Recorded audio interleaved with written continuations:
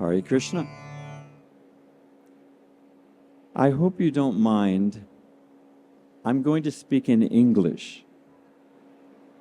And I think that's a good indication of the International Society for Krishna Consciousness. Our publishing house, the Bhaktivedanta Book Trust, prints in over 56 different languages. It also prints in Braille. So that is the scope of the movement that Srila Prabhupada started. Because this is the youth day of this festival, I was asked to specifically speak to the youth. So that will be my focus. Anybody with gray hair or under 18, you can take a nap. I was recently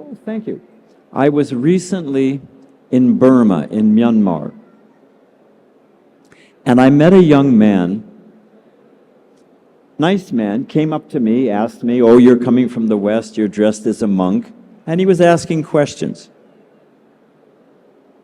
I told him, "We have a nice program at our temple tonight. Why don't you come?" He said, "Oh, I can't. I'd like to come, but I can't." I said, "Why?" He said, "Well, I have a big test tonight, and I've got to study for it." Now, don't misunderstand what I'm about to say. We are not anti-education. Our lineage, our sampradaya, is famous for its erudition, its scholarship, its literature. You can sit. But I'm not, so don't misunderstand. But this man said, "I can't come, I'm studying for a big test." I said, "Why?" He said, "Well, I want to get a good grade."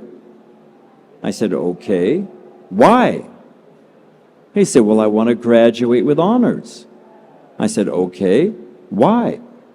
He said, "Well, I want to get into a post-grad program in America." I said, "Why?" He said, "Well, then I'll graduate with a PhD from an American university. I can get a good job." I said, "Okay, why?" He said, "Well, then if I have a good job, I can get a good salary." I said, "Okay, why?" He said, "Well, then I can make a bunch of money and I can get a big house and a big car." I said, "Okay, why?"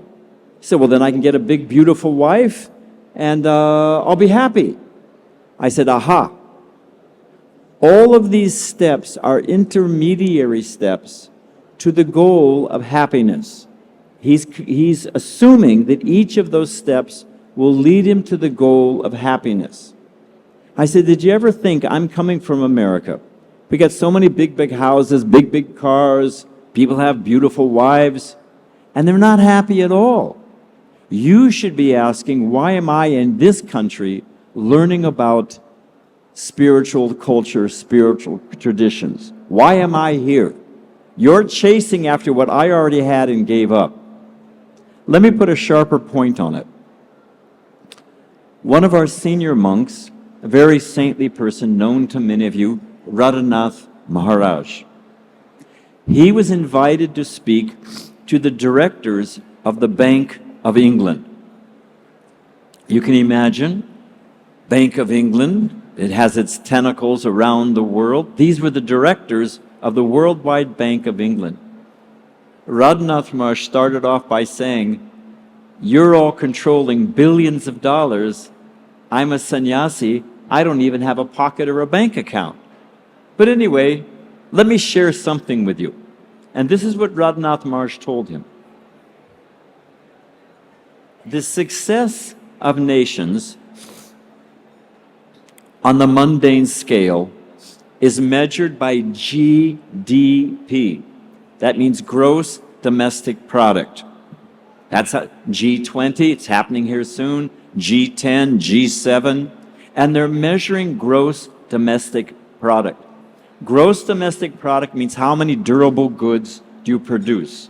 Things that last 3 years or more. Cars, washing machines, big screens, airplanes. And the more you produce in your economy, the more successful you're rated as a nation. It's a big club. People, if they're G20, they want to get into G10. G10, they want to get into G7. G7, they want to be invited to Davos, to Switzerland, you know. But here's an interesting factor. Radhanath Maharaj made this point to the directors of the Bank of England. If you look at the statistics from those G7, what are rated as the top most developed nations in the world. Now there's measures of those societies. We're not talking wishful thinking, spiritual, whatever, magical thinking. We're talking real hard numbers. Interesting to note, although they're measured as the most successful, the G7, those 7 nations have the highest rate of suicide, highest rate of divorce, highest rate of drug addiction, highest rate of criminality, people locked up in jail. You can go right down the line. And all the ills of society, those so-called most developed nations, have the highest level of social ills. Radhanath Maharaj said, instead of measuring GDP, gross domestic product, you need to measure GHP, gross domestic happiness. That is the real measure of a happy, successful society. So I only have a few minutes here, but I have a challenge to the youth of India. Here's a thought exercise for you. Suppose you have a bucket of water and it's half full. Picture a bucket of water. You measure in liters, I'll say 5-6 gallons, and the bucket is half full. If you put your hand in that bucket up to your elbow, what happens to the water line? Help me out. What happens? Don't overthink it. It goes up. When you pull your hand out, what happens to the water line? Help me out. It goes back down to the exact same place. It's as if your hand was never there. Now, the question is, we can get some comfort in this world.